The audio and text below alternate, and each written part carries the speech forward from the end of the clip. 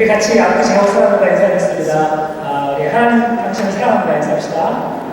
하나님 당신을 사랑합니다. 하나님 당신을 사랑합니다.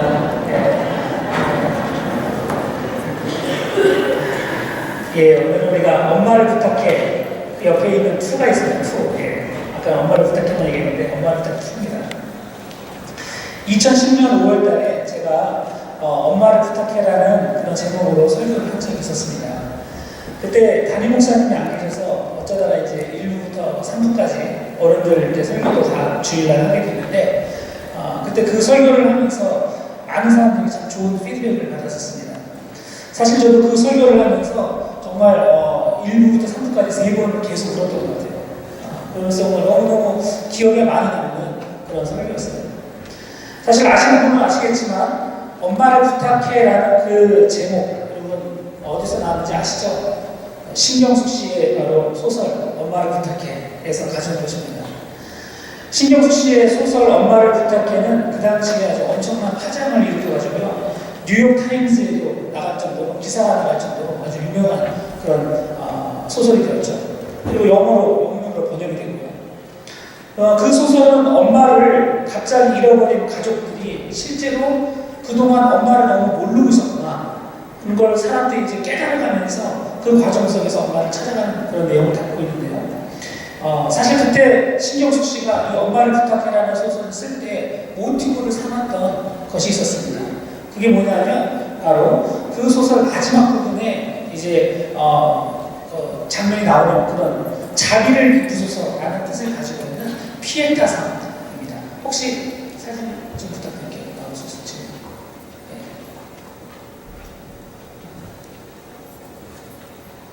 네, 이거죠. 미켈란젤로가 만든 25살 때 만든 작품이에요. 미켈란젤로가 다른 작품에는 자기 이름을 써놓지 않았는데 유일하게 이 작품에만 그 마리아의 지금 이 가슴에 있는 띠 거기다가 자기 이름을 새겨놨대요. 그래서 내가 너무 젊은 혈기로 자기 이름을 이렇게 써놨나 싶을 정도로 후회를 하기도 했지만 어떻든 아주 대작품이 틀림없습니다. 그냥 떠도는 그 소문에 의하면 이 작품을 만들기 전에 어느 그 대리석을 파는 그 곳을 지나가는데 거기에 아주 커다란 대리석이 하나 있어가지고 이거 얼마냐고 물어보니까 그 주인이 이거 내가 몇 년 동안 와서 팔려고 내놨는데 안 팔려가지고 처리도 곤란한데 그냥 가져가라고 그렇게 해서 미켈란젤로가 그걸 가져갔다고요. 그리고 1년 후에 미켈란젤로가 이제 그 대리석 그 판매하는 그 주인을 초대해서 와서 보라고. 그 주인이 와서 너무 딱 보고 깜짝 놀랍니다. 아니 어떻게 이렇게 멋진 작품을 만들었냐고. 그랬더니 미켈란젤로가 뭐라고 하냐면 내가 그 가게를 지나가는데 그 대리석 그냥 아무것도 없는 대리석인데 그 대리석 속에서 누군가가 나에게 말을 하는 거예요. 음성이 들리기를 나를 좀 이렇게 바꿔달라. 예수님의 음성을 들었다는 거죠. 그렇게 해서 한 대리석으로 2사람을 같이 이렇게 붙여서 만든 아주 대단한 작품입니다. 예수님의 어머니 성모 마리아가 십자가에 죽으신 예수님을 이제 돌아가신 예수님을 안고 있는 그런 장면이죠. 이거를 피에타 상이라고 부르는데 자비를 베푸소서 그런 뜻을 담고 있습니다. 소설가 그 신경숙 씨가 이 피에타상을 보면서 엄마를 부탁해라는 소설을 쓸 그런 마음을 갖게 됐다는 거죠. 근데 저도 그 당시에 이제 엄마를 부탁해라는 설교를 준비할 때 사실 이거를 보면서 설교를 준비했었습니다. 특히 엄마를 부탁한다는 그 말은요, 실제로 복음서에 보면은 예수님께서 십자가에 달려 죽으시기 바로 전에 이제 십자가 위에서 아래에 있는 그 성모 마리아를 향해서 그렇게 하셨던 말씀입니다. 온 우주의 죄를 짊어지고 십자가 위에서 대신 죽어야만 했던 아들이었지만 자신의 죽음을 지켜보아야 했던 한 여인의 비련한 고통을 예수님은 십자가 위에서 나물라라 할 수가 없었기 때문에 십자가 위에서 이제 엄마를 위해서 그렇게 마지막 말을 남기게 된 것입니다. 오늘 본문 말씀을 다시 한번 보시겠습니까? 그게 바로 그 내용인데요. 요한복음 19장 26절로 27절. 예수님께서 십자가 위에서 이제 그 자신의 엄마를 보면서 이 얘기를 남깁니다. 다시 한번 읽어볼게요. 26절, 27절. 시작. 예수께서 자기의 어머니와 사랑하시는 제자가 곁에 서 있는 것을 보시고 자기 어머니께 말씀하시되 여자여 보소서 아들이냐 하시고 또 그 제자에게 이르시되 보라 네 어머니라 하시되 그때부터 그 제자가 자기 집에 오시니라. 아멘.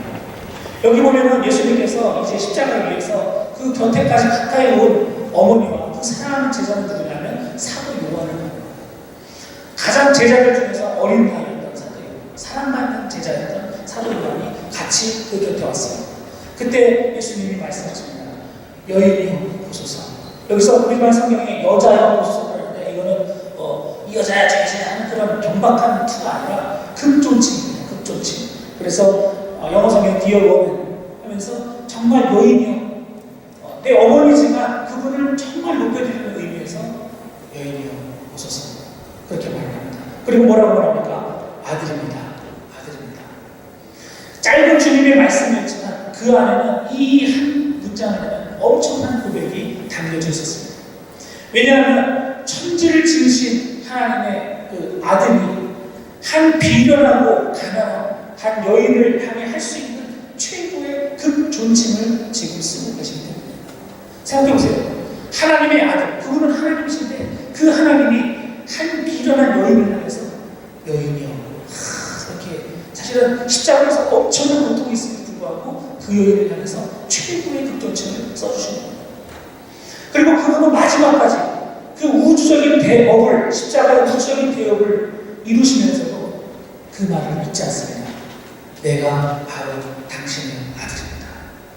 이거는 정말 여러분 너무나 겸손한 말씀입니다. 물론 육신적으로는 아들이 맞죠. 그러나 예수님께서 이 자리에서 아들입니다 라고 말하는 것은 하나님으로서, 하나님의 아들로서 정말 그 인간의 그 별거 없는 인간이 아닙니까? 우리 누구나 다 흑에서 온 존재 아닙니까? 그 비련한 한 인간을 향해서 내가 당신의 아들입니다 라는 말, 정말 겸손의 말투죠.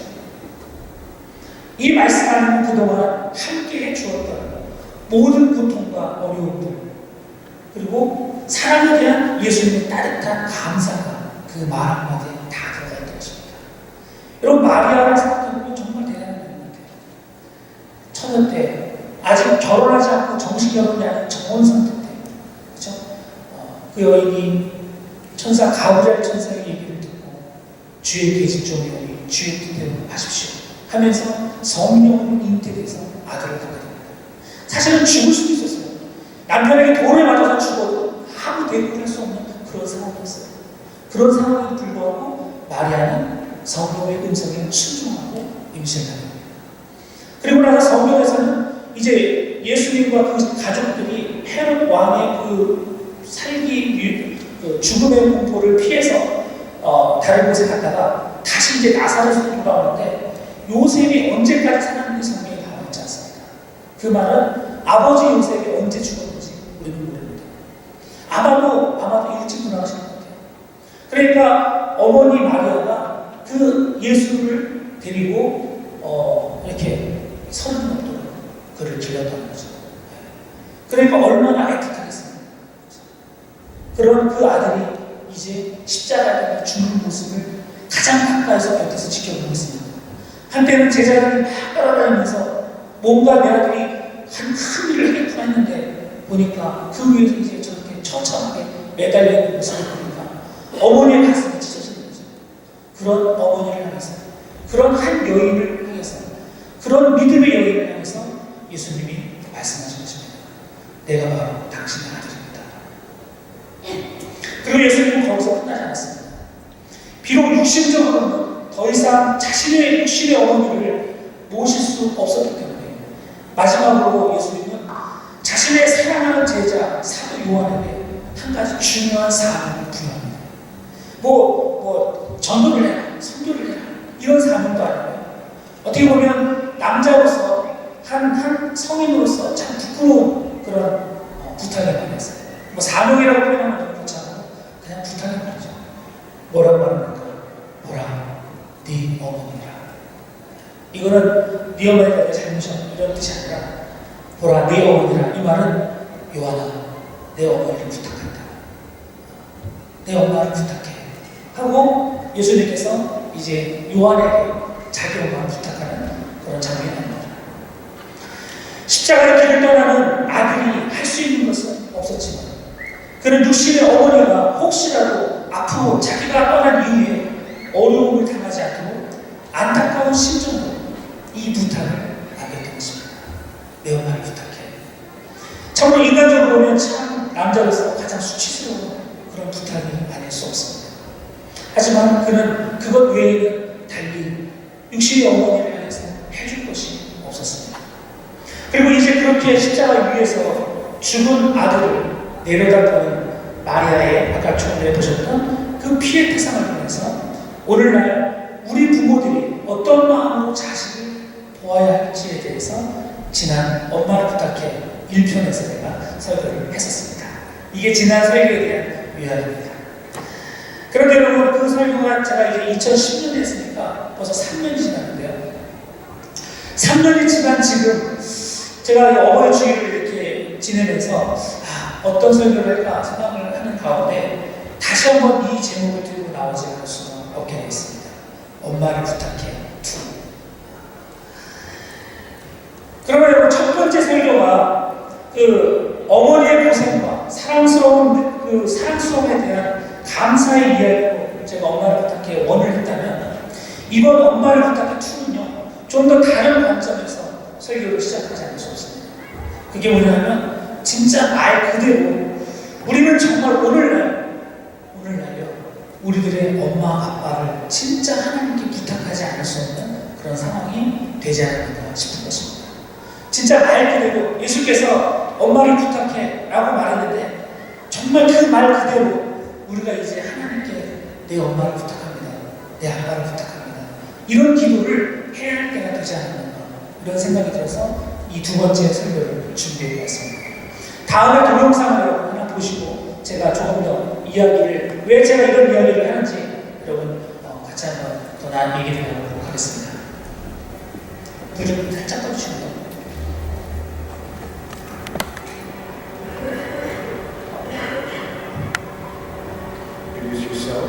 For the record. My name is Grace Evans, and I want to thank you for letting me speak today. Even though I'm only 11 years old, I know that everyone deserves to have a mom and a dad. If you change the law that says 2 moms or 2 dads get married, it would take away something very important for children like me across the state. My mom is very important to me because she teaches me about things about being a girl. She is kind, thoughtful, gentle, and beautiful. She cares for me and others and listens very well to things I want to talk to her about. I am ready for her to be a good woman, wife, and mother someday. Even though I learned some of these things from my dad, my mom teaches them in a very special way. Without my mom, it would be very hard for me to learn them. She is my role model on how to be a girl, and I love her very much. My dad is also very important to me because he protects me and helps me get the confidence to be a girl who is growing up to be a woman. He takes care of problems in a way that my mom cannot, just like my mom wouldn't be able to be the woman she is without my dad. I wouldn't be able to be the woman I want to be without my dad. Because he is strong, wise, and different from my mom, I learned things from him that I would not be able to learn the same way from my mom. Since every child needs a mom and a dad to be born, I don't think we can change that children need a mom and a dad. I believe God made it that way. I know some disagree, but I want to ask you this question. Which parent do I not need, my mom or my dad?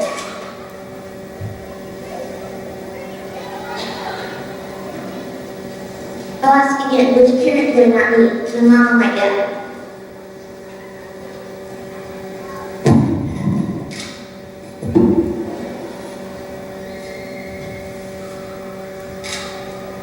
I hope that you can see that every child needs a mom and a dad. Please don't change your law on marriage to say otherwise. Thank you for letting me speak today. Thank you for your testimony, Ms. Evans. 예, 그렇습니다. 됐습니다. 그리고 이 동영상 아주 짧은 2분짜리 동영상인데요. 우리들에게 참 시사하는 만큼입니다. 사실 아직까지는 우리 한국의 부모님들하고 조금 거리가 있을지 몰라요. 정말 우리 한국 부모님들은 열심과 정성을 다해서 자녀들을 키우고 가르쳐주고 있기 때문이죠. 그래서 위와 같은 문제에서 조금 자유로운지 모르겠습니다. 하지만 그것도 언제 바뀔지 모르겠습니다. 왜냐하면 우리가 사는 이 세상은 우리는 한국 사람들만 사는 게 아니기 때문이죠. 오늘날 이 땅을 살아가는 많은 엄마와 아빠들이 문제가 뭡니까? 점점 중심을 잃어가고 있다는 것이 바로 문제 중에 진짜 문제라는 것입니다. 우리가 왜 오늘날 예수님께 정말 주님 우리 엄마 아빠를 부탁드립니다 라는 기도를 하지 않을 수밖에 없느냐? 바로 이런 문제 때문입니다. 옛날 같으면 정말 있을 수가 없는 일들이 지금은 버젓이 진행되고 있습니다. 예를 들어볼까요? 엊그제 뉴스에 미국 캘리포니아에서 새로운 법률이 하원을 통과했습니다. 그 내용이 뭐냐 하면 남성이든 여성이든 이제 성전환을 한 사람들이 자기가 원하는 화장실을 마음껏 들어갈 수 있게 됐습니다. 옛날에는 남자 화장실, 여자 화장실, 남자가 씻고 여자가 딱 들어가면 깍! 소리를 그랬는데 이제 더 이상 그런 풍경은 없어질 것입니다. 왜냐? 내가 남자라고 생각하면 남자 화장실 가는 거고 내가 여자라고 생각하면 여자 화장실 가는 겁니다. 거기에 대해서 뭐라고 할 수가 없다. 어떻게 하겠어요? 옷을 벗겨보겠습니까? 어떻게 하겠습니까? 그뿐이 아닙니다. 학교에 가면 스포츠팀 있죠. 남성들이 하는 스포츠팀, 여성이 하는 스포츠팀. 내가 남자라고 생각하면 남자팀에 들어가는 거고 여자라고 생각하면 여자팀에 들어가는 거고 지금 안 그럽니다. 우리가 이런 시대를 살고 있는데 이건 도대체 누구의 작품입니까? 도대체 이런 작품을 누가 시작 만든 겁니까? 그뿐 아닙니다. 캐나다는 이미 예전부터 동성결혼 합법화가 이루어졌지만 미국은 지금 50개 주에서 11개 주가 동성결혼 합법화를 이미 통과시켰고요. 앞으로도 계속해서 이 숫자가 늘어가고 있는 중입니다.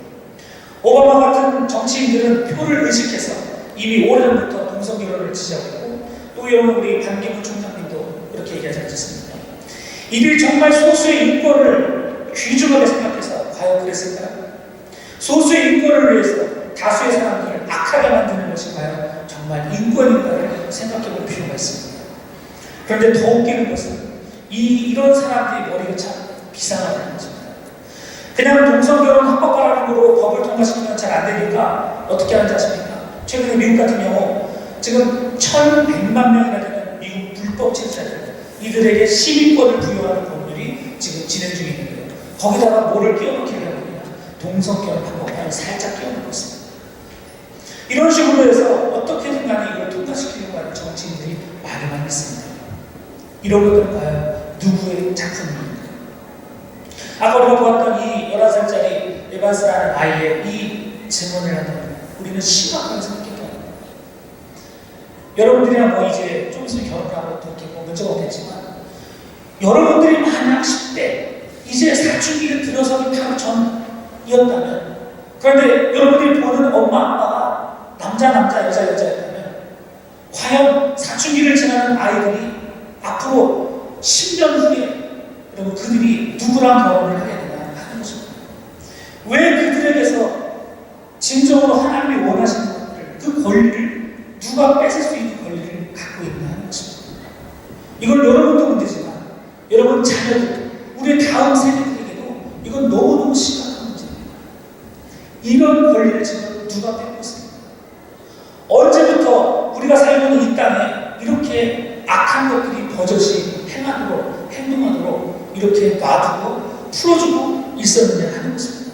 그게 과연 누구의 잘못이고 누가 이런 일들을 허락했느냐 하는 것입니다. 결국 제가 볼 때는 이 일들은요 우리 지금 청년들의 문제는 아닙니다. 물론 여러분들 중에서도 주변의 친구들 중에 뭐 동성애를 하는 사람도 있을 겁니다. 어떤 사람이 저한테 어제 묻더라고요. 우리 청년들 중에서 게이 있다면서 누가 남성이 터뜨렸다면 청년권의 게이는 그래서 아니 그거 아마 방 같이 쓰는 애들 그런 걸 거예요. 제가 얘기를 했는데 그런 남성을 누가 터뜨리고 있더라고요. 그런데 어떻든 간에 이게 청년들의 잘못이냐 이겁니다. 아니라는 거죠. 누구의 문제입니까?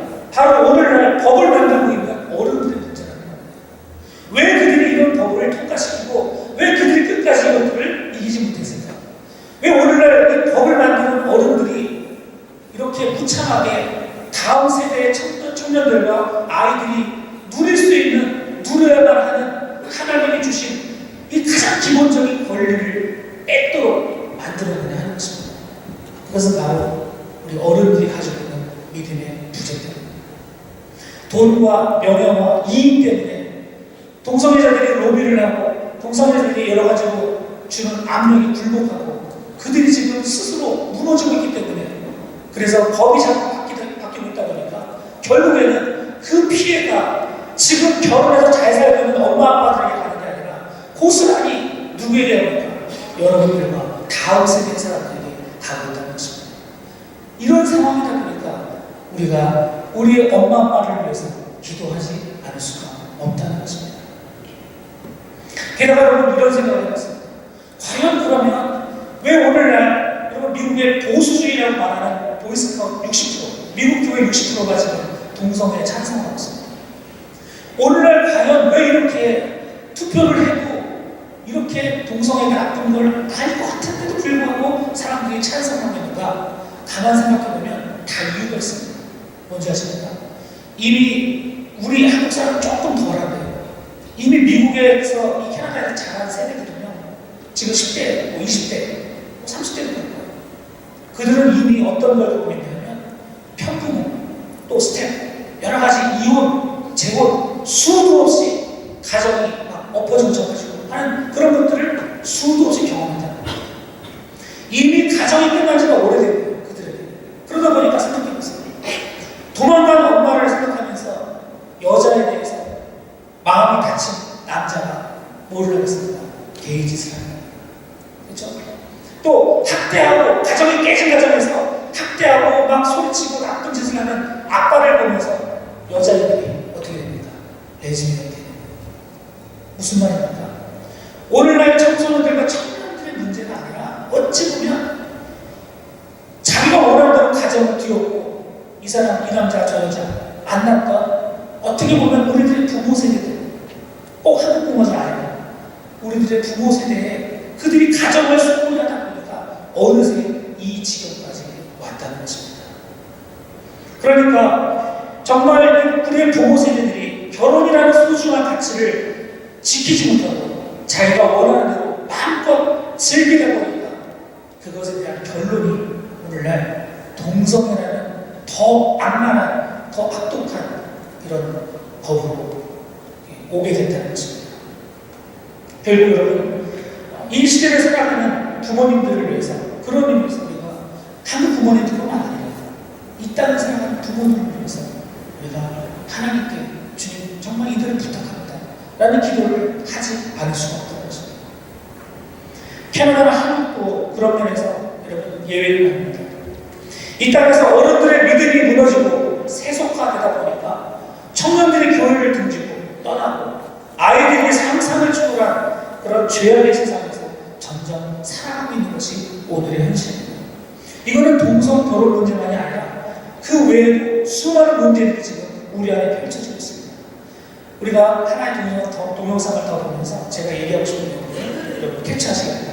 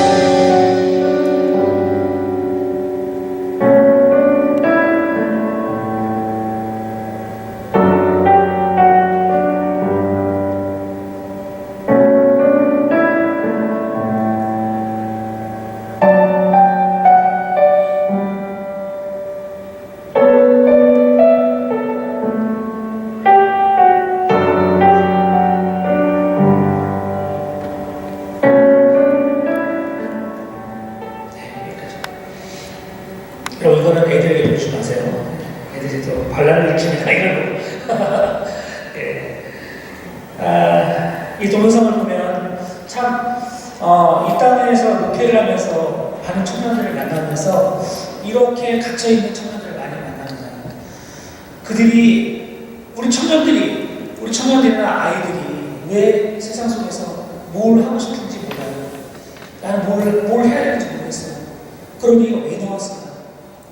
결국 그 근원을 따지고 들어가보면 자기가 진짜 하고 싶은 것을 개발해주기보다는 엄마가 너무 나쁜 사람 잘 붙일지 모르지만 엄마나 부모님들이 본인들이 갖고 있는 그 우상들, 본인들이 누리지 못했던 것들을 대리 만족하고 싶어하는 마음들, 그 세속에 갇히고 하면서 부모들이 잘 먹지 못하다 보니까 그 관을 아이들에게 씌워서 니들은 이래야 돼, 니들만큼은 이래야 돼, 이렇게 해왔다는 거죠.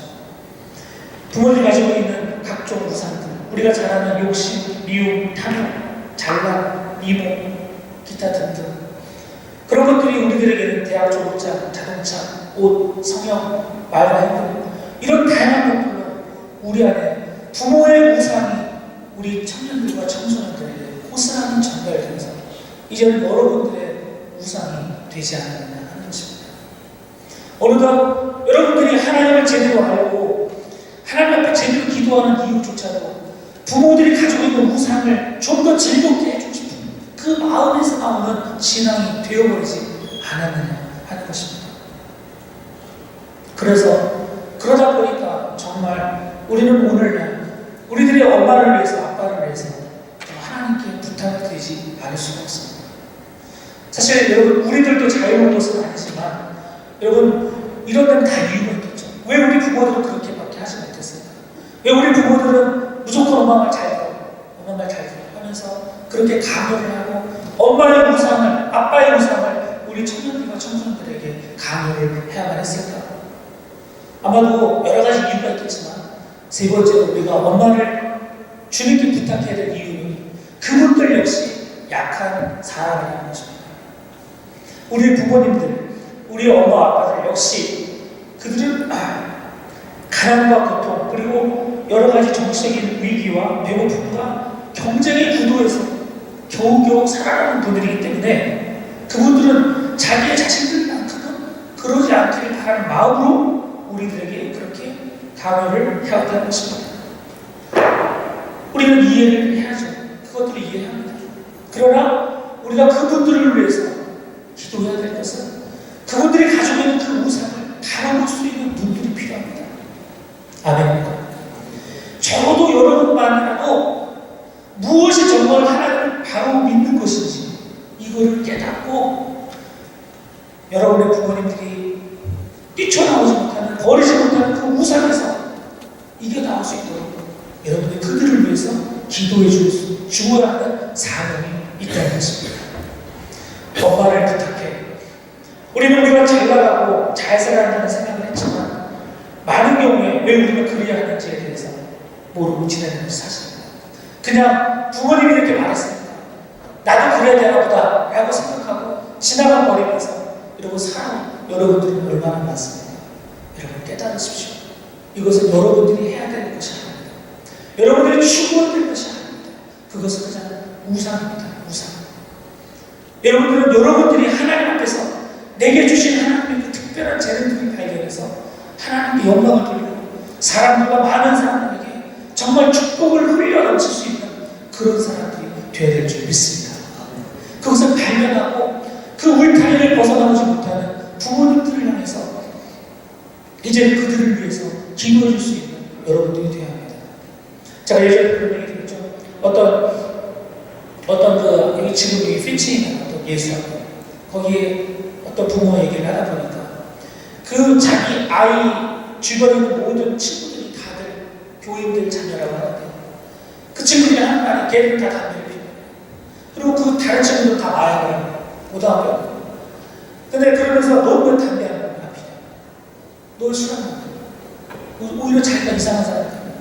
그러면서 그 주변의 친구들이 하는 얘기가 야 니네 아빠는 술 먹냐? 야 우리 아빠 맨날 계단에서 자. 잠을 맨날 계단에서 자는 거야. 개도 아니고 사람 얘기를 해. 근데 이 아이들이 보고 배우니까 아빠는 술 먹고 배처럼 자는 거야.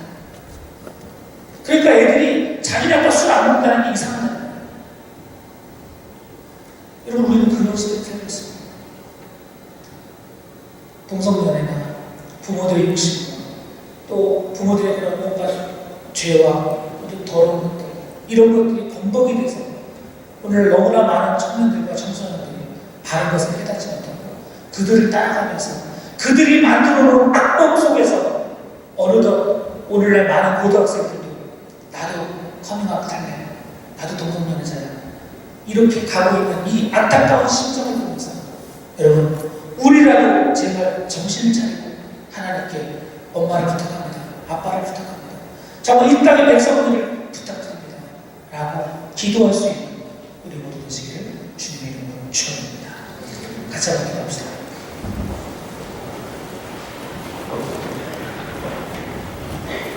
우리 한번 여러분 기도할 때 진심으로 여러분 아까 11살짜리 아이가 증언하는 내용을 생각하면서 여러분 엄마가 있어야 자리에 엄마가 아니라 다른 남자가 있다는 걸 상상하기 힘든 일인데 이런 일들을 우리 아이들은 미래 우리 동생들은 경험해야 한다니 참 안타까운 일이 아닐 수 없습니다. 여러분 이건 너무너무 불공평한 일입니다.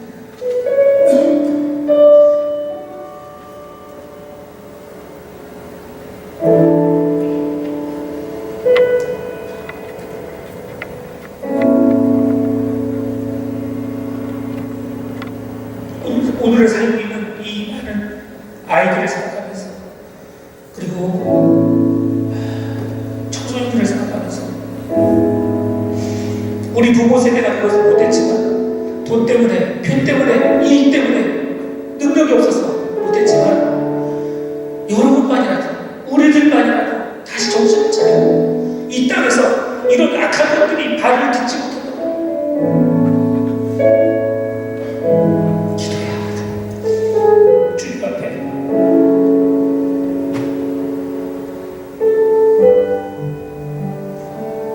또한 부모들의 그 욕심과 세상의 가치관들이 더 이상 아이들의 마음속에 그들의 마음을 붙들지 않게 적어도 우리만이라도 바르게 깨어서 하나님이 원하시는 것을 실천할 수 있는 여러분들이 가정을 만들어갈 때 하나님이 원하시는 아름다운 그런 성경적인 가정을 만들 수 있는 이것은 옵션이 아니라 우리가 지켜나가야 되는 중요한 가치. 왜 이런 걸 생각하면서 같이 합니다.